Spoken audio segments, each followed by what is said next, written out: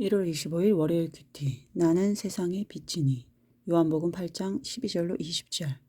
요약. 예수님이 당신은 세상의 빛이라고 하시며 당신을 보내신 아버지께서 당신을 위하여 증언하신다 하십니다. 바리새인들은 예수님의 증언이 참되지 않다고 하며 아버지가 어디 있냐 묻습니다. 예수님은 너희가 나를 알았더라면 내 아버지도 알았으리라 말씀하십니다. 질문. 아직도 육체를 따라 판단하고 성령으로 하지 못하는 것은 무엇인가?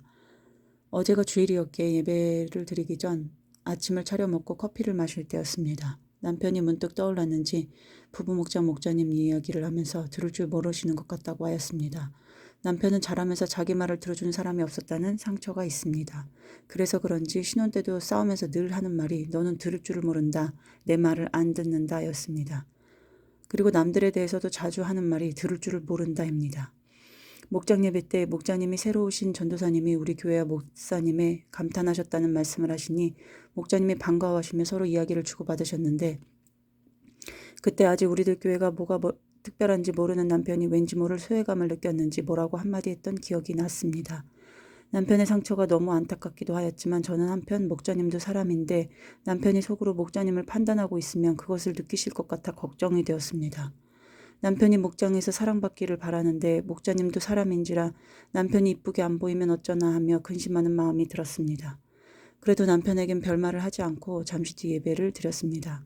그런데 예배를 드리는데 필기하라고 컴퓨터 메모장을 펴주고 손을 주무르라고 지압도구를 건네주는데 그것이 살뜰한 남편의 돌봄으로 받아들여지지 않고 간섭한다고 느껴졌습니다.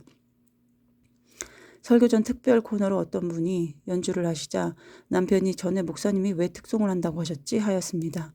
저는 코로나로 온라인 예배를 드리는 성도들을 위로하기 위함이라고 하셨던 말씀이 기억나 그렇게 남편에게 대답했습니다.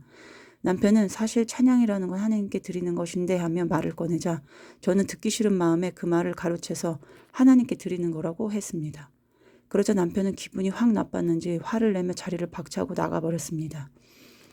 저는 덩그러니 남아 내가 왜 그랬을까 후회하기도 하고 남편이 화낸 것이 서럽기도 하여 눈물을 훔치며 목장에 기도 부탁을 하였습니다.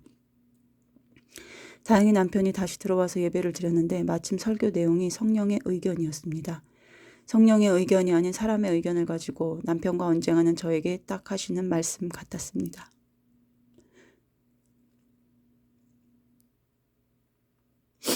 눈물로 예배를 드리고 났는데 남편이 자기는 사실 특송이 좋다는 이야기를 하려던 거였다고 하였습니다.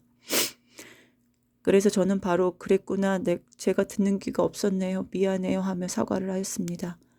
이 아침에야 내가 어제 예배 때 왜 남편을 참아주기 힘들고 예민했을까 생각해보니 예배 전에 이미 근심하는 마음으로 스트레스를 받고 있었기 때문이었다는 생각이 듭니다. 구원의 일은 주님이 친히 이루시는데 아직도 저는 바리새인들처럼 육체를 따라 판단하며 믿음에 거하지 못하고 있습니다. 남편의 어떠함, 목자님의 어떠함, 나의 어떠함, 그 모든 것이 주님의 일하심 앞에 아무것도 결정적인 것이 될 수 없는데 저는 여전히 내 힘이 살아서 근심 걱정에 함몰되고 맙니다. 주여 저를 불쌍히 여겨 주옵소서.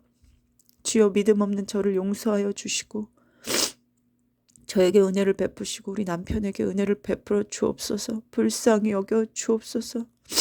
주여 오늘도 이기적이고 교만한 나는 죽고 오직 십자가의 길을 가신 빛이신 주님이 사셔서 구원의 일을 이루시옵소서. 엄마로서 주부로서 아내로서 제게 맡겨진 일에 충성하기 원하오니 주여 도와주옵소서. 믿음으로 사는 오늘 하루가 되게 해주세요. 주님 예수 그리스도의 이름으로 기도합니다. 아멘. 적용, 해야 할 일들을 구글 달력에 적고 수행하겠습니다. 아이들 식사를 잘 챙겨주겠습니다.